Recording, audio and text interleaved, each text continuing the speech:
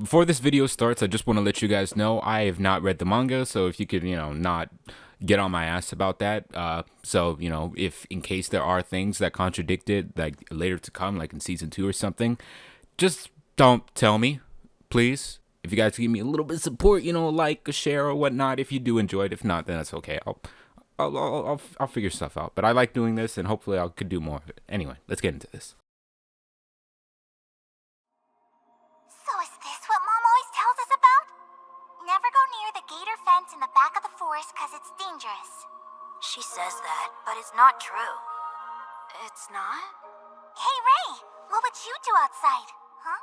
I don't know. You, Emma? I'd ride a giraffe. Good luck. This gate. I wonder what it's really keeping us protected from. 2019. It's been an interesting year. We're nearing to the end of it, like about in a month. There's some change by the time I'm recording this. And it's been an awesome year for, animation, appreciation, art, and movies. Let's talk about the beginning of this year. January 10th, the start of the Promised Neverland's release, a time where a lot of new and exciting shows and anime were coming out from the wet work, the winter color fest that was Christmas, onto the new year. Recently, even now as I grow older, I've been drawn to shows with stellar art, animation, and at the very least semi-clever and hidden themes. It's honestly been like that ever since I was a kid watching Spider-Man on a bootleg DVD that my dad got from his friendly connection.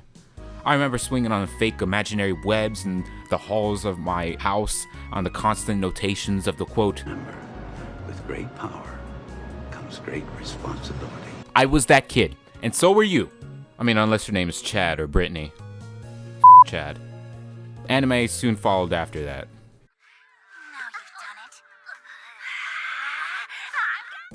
The Promised Neverland is about a group of orphans that live happily in a home with a guardian granted the name Mama, unaware of the dangers that surround them right underneath the very floors they stand on and the walls that cover them.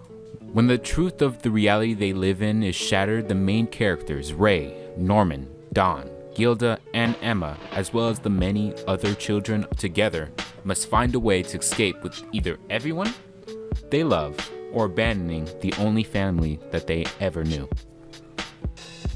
And yeah, that's pretty depressing when you really think about it. I mean, like, shit. You don't know anything, you read a lot of books talking about the outside world and whatnot, only to realize that there's the other side. Each character is given, for the most part, their time to shine and show just how smarter they are than me, even though I'm like 2 times the age of most of them, when none of them have even hit puberty yet. Out of all of them though, I'd probably say Norman is my favorite, but we'll get on that a little bit later. Bless the young king's soul. One of my favorite types of anime, or TV shows in general, are ones that look so simple in design on the surface level, but with the right team and budget they can achieve some stellar ass shit. The show's tension and tone is set by this the whole way through. Dynamic shots that you see when characters literally just talk to each other, when it points from this character to talking to this character, is just so gorgeous. They feel so impactful. You feel every weight, you feel every beat, you feel every second of every single moment somebody is feeling something. A really, really good example of this is when one of my favorite protagonists in this first season, Norman, finds out he's doomed to die, and there's nothing he could do to stop it.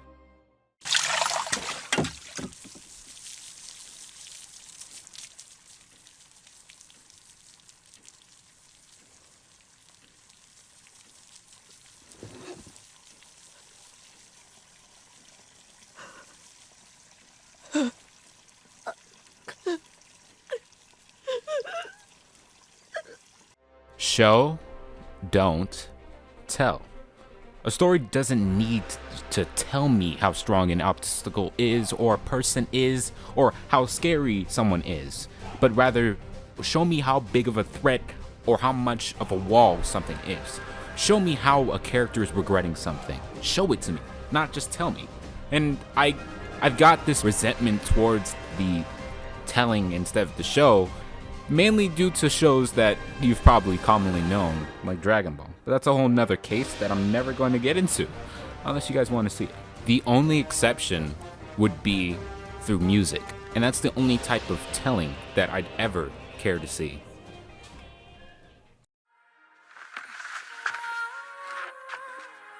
Try not to worry. We'll flee, all of us. Really? But how? How can a bunch of kids run away from those monsters? I feel as though the story, at the least for this season, this first season, can be taken many ways, and I'm pretty sure my way of thinking about it might just be not the way you think about it, or maybe it is. But what I feel like it is, mainly talking about, go from these branches. It's about the walls that seem impossible for many to hurdle over, which I'm sure that's the most common one that most people would have thought of. Acceptance of what we have and the strive for the better. Is that an entirely bad thing, or should we just be thankful for what we have and accept how it is? Are we doomed to the choices we don't have much of a chance to change, as well as what we don't want to take for the comfort of others? The Promised Neverland isn't really placed with a lot of fan service, if any at all. In the case of fan service, I mainly mean the... And I'm not saying that's a bad thing. I'm just saying, you know, there's a time for everything, and I don't think this first season has it much. Then again, that could change later on, which I hope not. Art of this genre is not something I get to see a lot of, but appreciate it every single time I do, because I feel they help teach things that would never have been surfaced, or were forgotten and needed to be said again. I love The Promised Neverland because it stays true to what it is and uses everything in its arsenal to present and show that. I love The Promised Neverland because it's a complete contrast to what Attack on Titan is about. Rather than the crossing of the wall representing fear and terror, the wall in The Promised Neverland represents hope.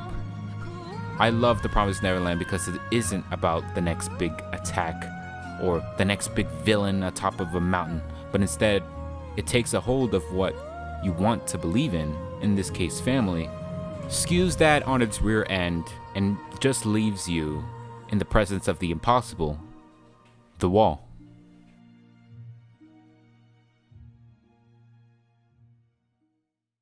I honestly can't wait for the next season of this show, and I hope it sets the bar for what's to come and continues to be an inspiration. But hey, I mean, what do you guys think so far? I mean, I hope I'm not the only one passionate about these types of shows. And if you have any recommendations for shows that are like this, I'd be all ears. But are you excited for it as much as I am? I'm not really a writer or anything like that, but I am an artist of many forms. If you enjoyed the video, please should be sure to leave a like. If you want to support it, share it. Also, if you want to support me, you could go check out my Twitters at AllMixture, where I leave generally all of my art and other things, projects and stuff that I do. And at Chainmix777, which, yeah, I know, Chainmix regular was already taken. Can you believe that? That's a weird name. If you want to see more, don't be afraid to leave a comment in the comment section below. And we'll continue the conversation for that. But yeah, as you could already tell, we're in phase 2. A lot of stuff to change. Anyway, peace and stay humble.